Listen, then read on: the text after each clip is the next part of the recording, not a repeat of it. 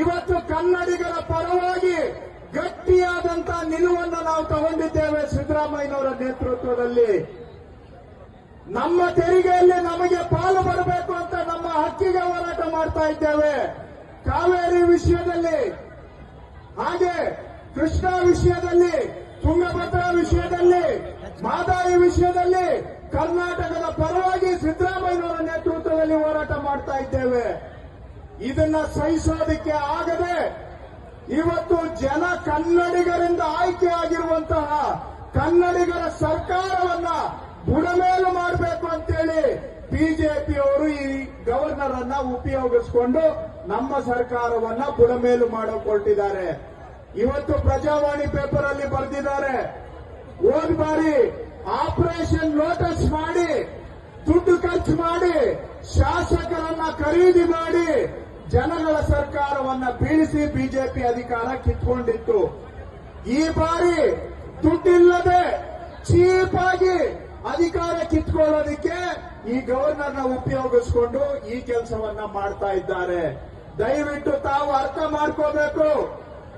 ಇವತ್ತು ಬಿಜೆಪಿಯವರ ಹುನ್ನಾರ, ಪಿತೂರಿ, ಷಡ್ಯಂತ್ರ ಕನ್ನಡಿಗರ ಸರ್ಕಾರವನ್ನ ಬೀಳಿಸಿ ಬಿಜೆಪಿ ದಿಲ್ಲಿಯ ಹೆಬ್ಬೆಟ್ಟು ಸರ್ಕಾರವನ್ನ ತರಬೇಕು. ಕನ್ನಡಿಗರನ್ನ ಸದೆ ಬಡಿಯಬೇಕು. ಕನ್ನಡಿಗರ ಮೇಲೆ ದೌರ್ಜನ್ಯ ಮಾಡೋದಕ್ಕೋಸ್ಕರ ಈ ಕೆಲಸವನ್ನ ಮಾಡ್ತಾ ಇದ್ದಾರೆ. ಇಲ್ಲ ಅಂತ ಹೇಳಿದ್ರೆ ಇವ್ರಿಗೇನಾದ್ರೂ ಕಾನೂನು ಪ್ರಕಾರ ಕೆಲಸ ಮಾಡಬೇಕಾದ್ರೆ ಗವರ್ನರು, ಕೇಂದ್ರ ಸರ್ಕಾರದವರೇ ಈ 17A ಅಲ್ಲಿ ಪರ್ಮಿಷನ್ ಕೊಡಬೇಕಾದ್ರೆ ಯಾವ ತರ ಕೊಡಬೇಕು ಅಂತ ಅವರೇ ಒಂದು ನಿಯಮಾವಳಿ ಕಾನೂನನ್ನ ಮಾಡಿದ್ದಾರೆ. ನಾನು ಮೊನ್ನೆ ಪತ್ರಿಕಾ ಮಾಧ್ಯಮದಲ್ಲಿ ಅದನ್ನ ತೋರಿಸಿದೆ. ಇದು ಸೆಂಟ್ರಲ್ ಗವರ್ಮೆಂಟ್ ಆದೇಶ. ಇದರಲ್ಲಿ ಒಬ್ಬ ಗವರ್ನರು ಅನುಮತಿ ಕೊಡಬೇಕಾದ್ರೆ ಲೋಕಾಯುಕ್ತದಿಂದ ಅವರಿಗೆ ರಿಕ್ವೆಸ್ಟ್ ಬರಬೇಕು, ಇಲ್ಲ ಡೈರೆಕ್ಟರ್ ಜನರಲ್ ಆಫ್ ಪೊಲೀಸು ಡಿಜಿಪಿಯಿಂದ ಬರಬೇಕು. ಒಂದು ಪ್ರಾಥಮಿಕ ತನಿಖೆ ಆಗಬೇಕು. ತನಿಖೆಯಲ್ಲಿ ತಪ್ಪಾಗಿದೆ ಅನ್ನೋದು ಕಂಡು ಬರಬೇಕು. ಆವಾಗ ಮಾತ್ರ ಗವರ್ನರು ಪರ್ಮಿಷನ್ ಕೊಡಬೇಕು ಅಂತೇಳಿ ಸೆಂಟ್ರಲ್ ಗವರ್ಮೆಂಟ್ ಆರ್ಡರ್ ಇದೆ. ಆದ್ರೆ ಇವತ್ತು ಈ ಗವರ್ನರು ಈ ಆದೇಶವನ್ನ ಗಾಳಿಗೆ ತೂರಿ ಸಂವಿಧಾನಕ್ಕೆ ಅಪಚಾರ ಮಾಡಿ ಈ ಕಾನೂನಿನ ವಿರುದ್ಧವಾಗಿ ಯಾರೋ ದಾರಿಯಲ್ಲಿ ಹೋಗೋ ಮನುಷ್ಯ ಸುಪ್ರೀಂ ಕೋರ್ಟ್ ಅಲ್ಲಿ ಛೀಮಾರಿ ಹಾಕ್ಸ್ಕೊಂಡಿದ್ದಾನೆ, ಸುಪ್ರೀಂ ಕೋರ್ಟ್ ಅಲ್ಲಿ ಜುಲ್ಮಾನೆ ಕೊಟ್ಟಿದ್ದಾನೆ. ಅಂತ ಮನುಷ್ಯನ ಹತ್ರ ಅರ್ಜಿ ತಗೊಂಡ್ಬಿಟ್ಟು ಇವತ್ತು ಕರ್ನಾಟಕದ ಜನ ಆಯ್ಕೆ ಮಾಡಿರುವಂತಹ ಸಿದ್ದರಾಮಯ್ಯನವರನ್ನ ಏನಾದ್ರೂ ಮಾಡಿ ಕೆಳಗಿಳಿಸಬೇಕು ಅಂತೇಳಿ ಅವರ ವಿರುದ್ಧ ಪರ್ಮಿಷನ್ ಕೊಡ್ತಾರೆ. ಒಂದು ಅರ್ಥ ಮಾಡ್ಕೊಳ್ಳಿ, ಈ ಗವರ್ನರ್ ಕೊಟ್ಟಿರುವಂತಹ ಅನುಮತಿ ಇಲ್ಲೀಗಲ್ ಆರ್ಡರ್. ಅದು ಸಂವಿಧಾನಕ್ಕೆ ವಿರುದ್ಧವಾಗಿರೋ ಕೆಲಸ ಈ ಗವರ್ನರ್ ಮಾಡಿರೋದು. ಹಾಗಾಗಿ ಅವರು ಘನತೆ ವೆತ್ತ ರಾಜ್ಯಪಾಲರು ಆಗಲ್ಲ. ಸಂವಿಧಾನಕ್ಕೆ ಅಪಚಾರ ಮಾಡಿದವ್ರಿಗೆ, ಸಂವಿಧಾನಕ್ಕೆ ವಿರುದ್ಧವಾಗಿ ಕೆಲಸ ಮಾಡಿದವ್ರಿಗೆ ನಾವೇ ಘನತೆ ವೆತ್ತೋರು ಅಂತ ಹೇಳಕ್ಕೆ ಸಾಧ್ಯನಾ? ಸಂವಿಧಾನಕ್ಕೆ ಅಪಚಾರ ಮಾಡಿ ಕನ್ನಡಿಗರಿಂದ ಆಯ್ಕೆ ಆಗಿರೋ ಸರ್ಕಾರವನ್ನ ಕಿತ್ತಾಕೋದಕ್ಕೆ ಇಲ್ಲಿ ಬಂದು ಬಿಜೆಪಿ ಏಜೆಂಟ್ ಆಗಿ ಕೆಲಸ ಮಾಡ್ತಾ ಇರೋ ಈ ಗವರ್ನರು ಬಿಜೆಪಿ ಏಜೆಂಟ್ ಬಿಟ್ರೆ ಅವರು ಗವರ್ನರ್ ಅಲ್ಲ.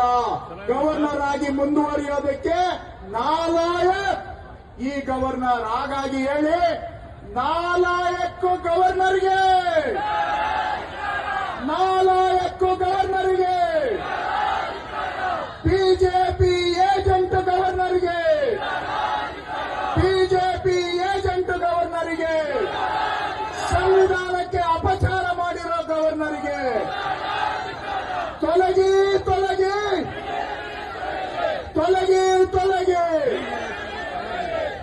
ನಾನು ಗವರ್ನರ್ಗೆ ಕೇಳ್ತೇನೆ, ನಿಮ್ಗೆ ಏನಾದ್ರೂ ಮಾನ ಮರ್ಯಾದೆ ಇದೆಯಾ? ನಾಚಿಕೆ ಇದೆಯಾ? ನಿಮ್ಗೆ ಏನಾದ್ರೂ ಸಂವಿಧಾನದ ಬಗ್ಗೆ ಗೌರವ ಇದೆಯಾ? ನಿಮಗೆ ಇದ್ರೆ ಇವೆಲ್ಲ ಒಂದು ಕುಮಾರಸ್ವಾಮಿ ಮೇಲೆ ಲೋಕಾಯುಕ್ತದವರು ಪರ್ಮಿಷನ್ ಕೇಳಿದ್ದಾರೆ ತಮ್ಮ ಹತ್ರ. ಜನಾರ್ದನ್ ರೆಡ್ಡಿ ಮೇಲೆ ಲೋಕಾಯುಕ್ತ ಅವರು ಪರ್ಮಿಷನ್ ಕೇಳಿದ್ದಾರೆ. ಶಶಿಕಲಾ ಜೊಲ್ಲೆ ಅವರ ಮೇಲೆ ಲೋಕಾಯುಕ್ತ ಅವರು ಪರ್ಮಿಷನ್ ಕೇಳಿದ್ದಾರೆ. ಮುರುಗೇಶ್ ನಿರಾಣಿ ಮೇಲೆ ಲೋಕಾಯುಕ್ತದವರು ಪರ್ಮಿಷನ್ ಕೇಳಿದ್ದಾರೆ. ಲೋಕಾಯುಕ್ತ ಸಂಸ್ಥೆ ತನಿಖೆ ಮಾಡಿ ಕುಮಾರಸ್ವಾಮಿ ಅವರು ತಪ್ಪು ಮಾಡಿದ್ದಾರೆ, ಮುರುಗೇಶ್ ನಿರಾಣಿ ತಪ್ಪು ಮಾಡಿದ್ದಾರೆ, ಶಶಿಕಲಾ ಜೊಲ್ಲೆ ತಪ್ಪು ಮಾಡಿದ್ದಾರೆ, ಜನಾರ್ದನ ರೆಡ್ಡಿ ತಪ್ಪು ಮಾಡಿದ್ದಾರೆ ಅಂತ ಲೋಕಾಯುಕ್ತದವರು ನಿಮ್ಗೆ ವರದಿ ಕೊಟ್ಟಿದ್ದಾರಲ್ಲ, ಅವ್ರ ಮೇಲೆ ಕೇಸ್ ಹಾಕೋದಿಕ್ಕೆ ಪರ್ಮಿಷನ್ ಕೊಡಿ ಅಂತ ಕೇಳಿದಾರಲ್ಲ, ಇದನ್ನ ಕೆಳಗಡೆ ಹಾಕೊಂಡು ಯಾಕೆ ಕೂತಿದ್ದೀರಿ? ನೀವು ಗವರ್ನರ್ ಆಗಿರೋದು ಸಂವಿಧಾನದ ಕೆಳಗಡೆ ಕೆಲಸ ಮಾಡೋದಕ್ಕ, ಬಿಜೆಪಿಯ ಪೊಲಿಟಿಕಲ್ ಏಜೆಂಟ್ ಆಗಿ ಕೆಲಸ ಮಾಡಕ? ಉತ್ತರ ಕೊಡಬೇಕು ಗವರ್ನರ್. ನಾನು ನಿಮ್ಮ ಮುಖಾಂತರ ಕೇಳ್ತಾ ಇದ್ದೇನೆ, ಮಾಧ್ಯಮದವರ ಮುಖಾಂತರ ಕೇಳ್ತಾ ಇದ್ದೇನೆ, ಯಾವ ಸಂವಿಧಾನದ ಹೆಸರಿನಲ್ಲಿ ಪ್ರಮಾಣ ಮಾಡಿದ್ದೀರಾ? ಆ ಸಂವಿಧಾನದ ಬಗ್ಗೆ ನಿಮಗೇನೋ ಗೌರವ ಇದ್ರೆ ಕುಮಾರಸ್ವಾಮಿ ಮೇಲೆ, ಜನಾರ್ದನ್ ರೆಡ್ಡಿ ಮೇಲೆ, ಶಶಿಕಲಾ ಜೊಲ್ಲೆ ಮೇಲೆ, ಮುರುಗೇಶ್ ನಿರಾಣಿ ಮೇಲೆ ಯಾಕೆ ಕಂಪ್ಲೇಂಟ್ ಅನ್ನ ನೀವು ಕೆಳಗಡೆ ಹಾಕಿ ಬಚ್ಚಿಟ್ಟು ಸಂವಿಧಾನಕ್ಕೆ ಅಪಚಾರ ಮಾಡ್ತಾ ಇದ್ದೀರಿ? ಉತ್ತರ ಕೊಡಿ. ಇಲ್ಲ ಅಂತ ಹೇಳಿದ್ರೆ ನೀವೇ ಸಾಬೀತು ಮಾಡ್ದಂಗಾಗತ್ತೆ. ನೀವು ಕೇವಲ ಬಿಜೆಪಿ ಏಜೆಂಟ್, ನೀವು ಗವರ್ನರ್ ಅಲ್ಲ. ನೀವು ಗವರ್ನರ್ ಆಗ್ಬೇಕಾದ್ರೆ ಇವ್ರದೆಲ್ಲ ಯಾಕೆ ಪೆಂಡಿಂಗ್ ಇಟ್ಕೊಂಡಿದ್ದೀರಿ? ಯಾವ್ದೋ ದಾರಿಯಲ್ಲಿ ಹೋಗೋ ಮನುಷ್ಯ ಕೊಟ್ಟ ಅಂತೇಳಿ ಸಿದ್ದರಾಮಯ್ಯನವ್ರ ಮೇಲೆ ಯಾವುದು ತನಿಖೆನೇ ಮಾಡಿಸ್ದೆ, ಯಾರ್ದು ಅಭಿಪ್ರಾಯ ತಗೊಳ್ದೆ ಸಿದ್ದರಾಮಯ್ಯನವ್ರ ಮೇಲೆ ಮಾತ್ರ ಕೊಡ್ತೀರಿ. ಅಲ್ಲಿಗೆ ಉದ್ದೇಶ ಏನು? ಏನನ ಮಾಡಿ ಕನ್ನಡಿಗರಿಂದ ಆಯ್ಕೆ ಆಗಿರೋ ಈ ಸರ್ಕಾರವನ್ನ ಬೀಳಿಸಬೇಕು ಅನ್ನೋದು ಒಂದೇ ಅವರ ಉದ್ದೇಶ. ದಯವಿಟ್ಟು ಅರ್ಥ ಮಾಡ್ಕೊಳ್ಳಿ. ಮಾಧ್ಯಮದವರು ರಾಜೀನಾಮೆ ಕೊಡಬೇಕು ಅಂತ ನನ್ಗೆ ಕೇಳಿದ್ರು. ಮಾಧ್ಯಮದವರಿಗೆ ಕೊಡ್ತೇನೆ, ಕೇಳ್ತೇನೆ ನಾನು. ಕುಮಾರಸ್ವಾಮಿ ಮೇಲೆ ಲೋಕಾಯುಕ್ತದವರ ಆರೋಪ ಇದೆಯಲ್ಲ ಸ್ವಾಮಿ, ಕುಮಾರಸ್ವಾಮಿ ಅವರ ರಾಜೀನಾಮೆ ಯಾಕೆ ಕೇಳ್ತಾ ಇಲ್ಲ ನೀವು? ಶಶಿಕಲಾ ಜೊಲ್ಲೆ ಮೇಲೆ ಆರೋಪ ಇದೆಯಲ್ಲ, ಶಶಿಕಲಾ ಜೊಲ್ಲೆ ಅವರ ರಾಜೀನಾಮೆ ಯಾಕೆ ಕೇಳ್ತಾ ಇಲ್ಲ ನೀವು? ಜನಾರ್ದನ ರೆಡ್ಡಿ ಮೇಲೆ ಲೋಕಾಯುಕ್ತ ತನಿಖೆ ಮಾಡಿ ಆರೋಪ ಸಾಬೀತಾಗಿದೆ ಅಂತ ಹೇಳಿದ್ದಾರೆ. ಜನಾರ್ದನ್ ರೆಡ್ಡಿದು ಯಾಕೆ ನೀವು ರಾಜೀನಾಮೆ ಕೇಳ್ತಾ ಇಲ್ಲ?